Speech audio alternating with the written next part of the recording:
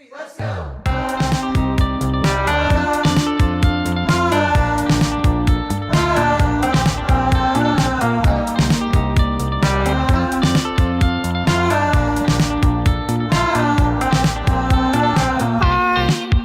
Could cry for days,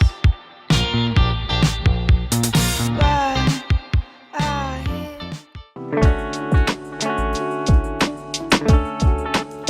Halo guys, ketemu lagi sama Mama Nana yang kali ini mau membahas mengenai hitungan dan enaknya tinggal di negara Swiss. Pasti semuanya kebayang ya itu seperti apa, cuman yang belum tahu saya mau sharing pengalaman selama tinggal di Swiss. Oke, yang pertama, enakannya itu, keuntungannya adalah transportasinya. Transportasi di sini itu sepertinya udah dibikin sedemikian rupa sistemnya, karena yang selalu on time, jadwalnya itu selalu akurat, bisa kita lihat di aplikasi, nggak pernah meleset. Kalaupun telat tuh 1 menit, 2 menit, nggak nyampe 2 menit, biasa 1 menit. Dan untuk kita beli tiket dan segala macam itu mudah sekali, karena di setiap halte itu bagi yang tidak berlangganan itu bisa beli tiket di situ. Jadi untuk turis, untuk orang yang lagi berkunjung sebentar aja ke Swiss, kebetulan saya tinggalnya di Jenewa, itu mudah sekali karena kita bisa beli dengan euro ataupun dengan Swiss franc. Tapi kalau untuk di sini menurut menurut orang-orang yang ada di sini cukup affordable, karena memang servisnya itu sangat bagus sekali, dan mereka sepertinya juga sudah memperhitungkan berapa kilometer dari tujuan-tujuan kita, baik itu rumah sakit atau pusat perbelanjaan. Jadi nggak pernah menyusahkan. Jadi kalau kita naik halte, turunnya di halte itu dan jalannya hanya 5 menit. Itu udah lama ya, 5 menit. Jadi memang bagus banget. Dan yang kedua, itu sudah tidak diragukan lagi keindahan alamnya. Jadi kita ya misalnya cuma pergi jalan-jalan sebentar aja, itu sudah bisa melihat pegunungan Alpen atau pegunungan Mont Blanc yang berbatasan dengan negara Prancis, dan atau kita bisa lihat lake atau sungai di sini. Dan bagusnya adalah semua itu dirawat dengan baik dan aksesnya itu sangat mudah, jadi semua orang bisa dengan bebas untuk menikmati keindahan alam itu. Jadi cantik banget. Di semua season di sini kan ada 4 musim ya, musim panas, musim dingin, gugur, dan semi. Jadi musim ini juga cantik karena keindahan alam itu memang dirawat sekali oleh warga setempat, karena di sini juga bersih. Jadi terutama aksesnya, karena sebenarnya di Indonesia juga kan pasti bagus ya keindahan alamnya, terbentang luas lah di berbagai provinsi, tapi memang keunggulannya adalah aksesibilitas bagi kita, maupun menggunakan mobil atau public transportation, menggunakan kereta gitu, itu sangat mudah sekali. Jadi kita bisa dengan mudah menikmati keindahan alam di Swiss. Dan yang ketiga adalah negaranya itu bersih banget. Jadi dari 4 negara yang alhamdulillah sudah pernah kami tinggali, karena harus mengikuti pekerjaan dari Papa Otto. Jadi negara ini adalah negara yang terbersih yang pernah kami tinggali. Ya seperti yang saya tadi sudah sampaikan, bahwa sistem di sini sudah memang terbuat dari zaman dulu, dan semua orang memang sudah menjalankan sistem itu. Seperti kita harus buang sampah pada tempatnya, harus memilah-milah mana sampah plastik, mana sampah karton, kertas, sampah kotoran bekas makanan yang bisa dijadikan pupuk lagi, maupun makanan yang udah yang udah harus dibuang. Jadi segitu disiplinnya. Dan jalanan itu juga bersih banget. Jadi setiap subuh itu udah ada orang yang membersihkan, menyapu jalanan dengan mobil kecilnya itu. Jadi dan sudah ada orang yang mengganti plastik sampah di setiap tong sampah di jalanan. Jadi memang bersihan di sini oke banget.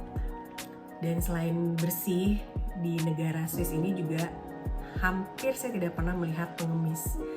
Kalaupun ada, itu bukan pengemis, tapi tunawisma. Bahasa Inggris itu homeless.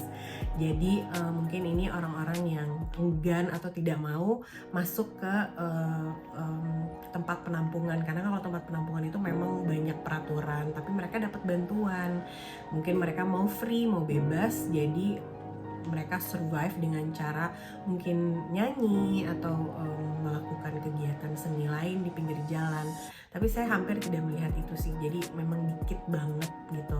Jadi hanya itu bebas dari pengemis. Yang keempat adalah kota ini, kota Jenewa, dan mungkin di berbagai kota di Swiss juga sama, relatif aman banget.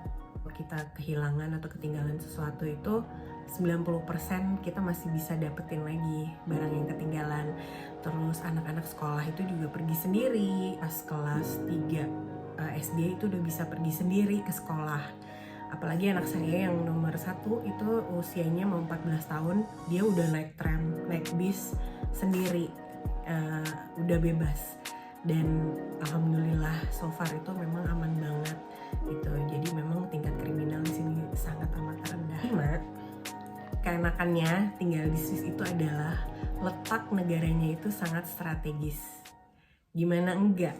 Kita itu 30 menit, jangan 30 menit, kita 10 menit aja kita udah bisa nyampe di Prancis.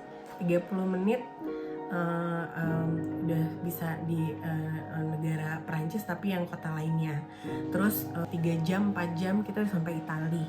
Pokoknya nanti berapa jam aja kita udah bisa sampai di negara-negara lain gitu. Jadi memang kotanya, negaranya Swiss ini memang ada di tengah. Jadi dia dikelilingi oleh negara-negara Eropa yang lain. Jadi keenakan ini membuat orang yang tinggal di sini bisa menikmati kota-kota di negara lain dengan mudah. Bisa naik kereta, bisa naik pesawat terbang, harganya juga murah. Terus bisa naik mobil gitu. Jadi kayak misal ke Barcelona, Spanyol itu 8 jam. Ke Vienna, Austria juga naik mobil. Jadi karena letaknya itu strategis, jadi sip. Oke, keuntungannya lagi di Swiss itu yang nomor 6 itu adalah gaji yang besar. Oke. Nah, jadi di sini itu UMR-nya aja menurut source dari Mbah Google itu UMR itu 3.900 euro per month, per bulan. Itu standar untuk pelayan barista di cafe atau cleaning service itu 4.000-an gitu. Jadi memang di sini cukup tinggi UMR-nya gitu. Jadi kayak misalnya apalagi gaji-gaji profesi itu udah tinggi banget. Untuk guru, dokter gigi bayarannya tuh tinggi.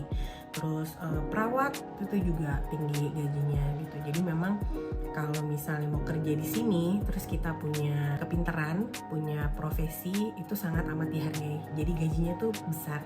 Sekarang kita ngomongin tentang benefit kita tinggal di Swiss. Oke. Jadi yang pertama, air minum itu gratis guys di sini. Air minumnya itu lebih bagus dan lebih enak kualitasnya dari air minum botolan. Misalnya Evian, itu kan kalau di Jakarta tuh mahal banget ya Evian. Evian itu kan kayak enak banget rasanya. Nah di sini tuh air kerannya lebih enak daripada Evian. Dan mereka sudah mengklaim the best tap water di dunia. Jadi ini terbaik. Dari 10 top 10 ya, Swiss itu terbaik. Jadi memang kayak pH-nya tuh tinggi gitu. Jadi memang lebih enak daripada air minum botolan. Oke. Benefit yang kedua tinggal di Swiss itu adalah taman atau public area. Itu di sini banyak banget yang gratis, yang kita tinggal datang mau piknik, mau main olahraga atau mau santai aja, itu di sini semua gratis. Dan juga tempat-tempat wisata itu banyak sekali yang tidak dipungut biaya.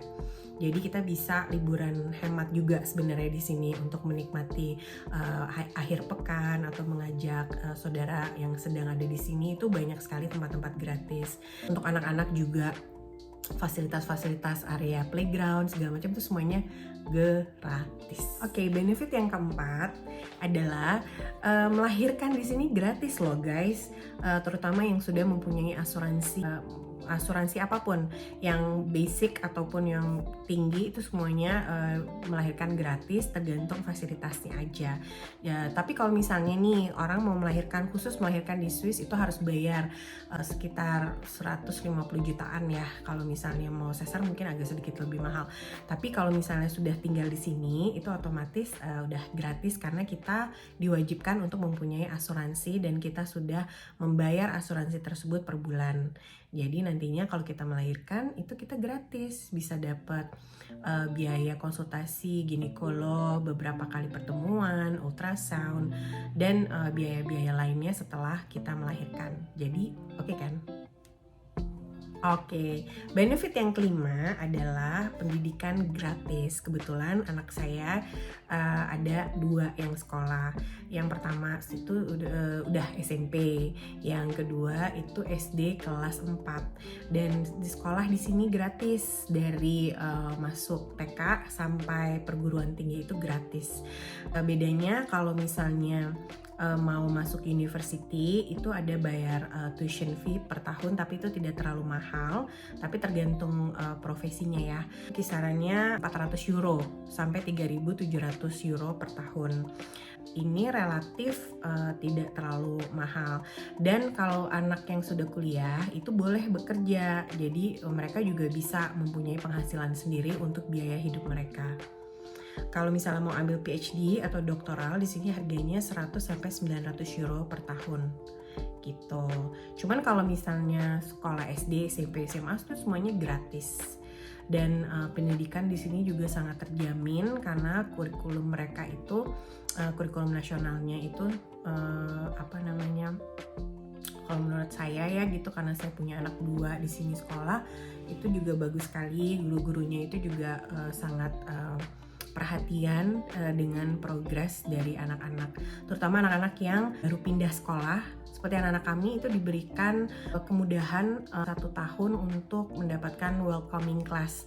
Jadi di situ mereka dikasih pelajaran tambahan untuk khususnya untuk bahasa gitu, dan beberapa pelajaran tambahan mengenai culture, mengenai matematika gitu, tapi terutama bahasa, karena bagi mereka untuk mengerti pelajaran itu awalnya mereka harus mengerti juga bahasanya. Jadi yang dikejar itu adalah bahasanya. Dan menariknya di sini kalau misalnya sudah SMA itu ada SMA kejuruan, tapi ada juga SMA yang nantinya mereka mau ambil universitas gitu, mau sekolah lagi.